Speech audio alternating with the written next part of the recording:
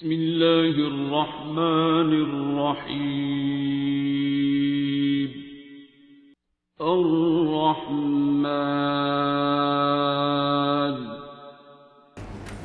ताहिरा शमीम फातिमा की मदर हूँ मैं।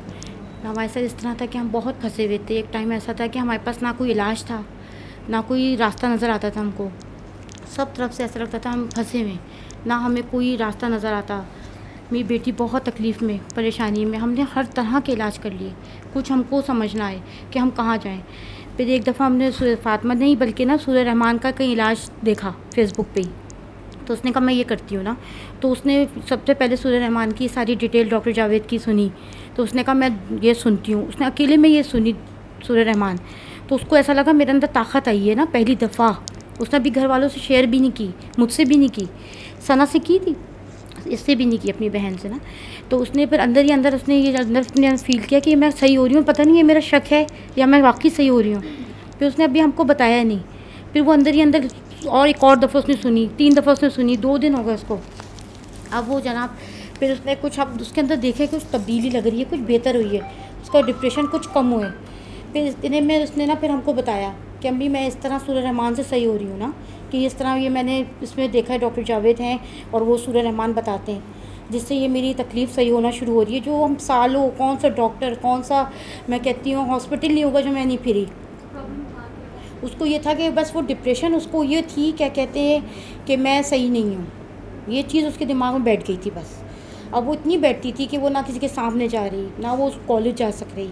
और वो मुझसे कहती है और मैं भी ना समझूं, उसकी आंखों में कहती है अम्मी मैं शीशा देखती हूँ तो मुझे कोई मसला लगता है। बेटा नहीं है मसला। मैं कहूँ नहीं है, ये क्या नहीं है, इसके पापा इसको क्या है, हम डॉक्टर के पास ले गए।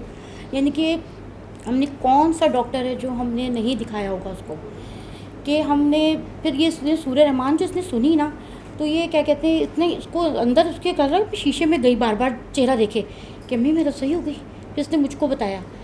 फिर मैंने आपको फ़ोन किया, वो दिन पहला दिन है ना जब मैंने आपको फ़ोन किया, तो उसके बाद फिर आपने मुझको दुआ करवाई। आपने कहा फातिमा से मेरी बात कराएं। फिर फातिमा ने आपसे बात की। फिर मैंने डॉक्टर जावेद को फ़ोन किया सबसे पहले। तो उन्होंने कहा कि ना आपने ना पढ़ाइयाँ बहुत की ना इस बच्ची पे, यानी कि जो भी पढ़ने को होता था ना मैं उसके ऊपर पढ़ के फूकती थी कि मेरी बच्ची सही हो जाए।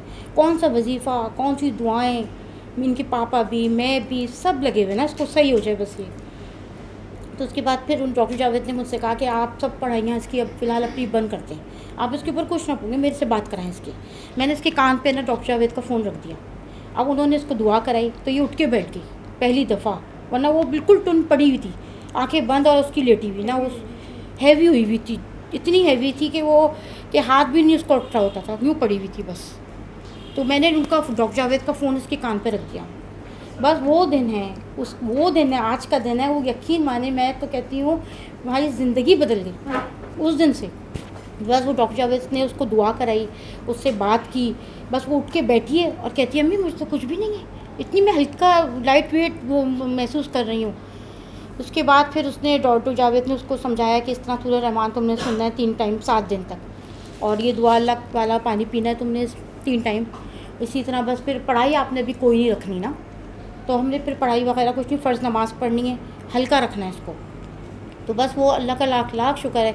फिर हमें बस वो ज़िंदगी, वो लम्हा, वो टाइम मैं नहीं भूलती कि मेरे आंसू निकल आते कि जब मैं अपनी बेटी को इस तकलीफ़ में देखती थी। और फिर मैंने ये सूरह रहमान का ऐसा इलाज उनको मिला कि सारी ज़िंदगी हमारी बदल गई।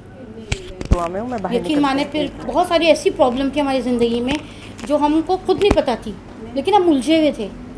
तो फिर वो सूरह रहमान से जो हम पढ़ते गए ना और हिम्मत आती गई, वो दिन है, आज का दिन है मैं कहती हूँ ना। और फिर उन्होंने कहा दिल साफ़ करें, सबसे बड़ी बात दिल साफ़ करना।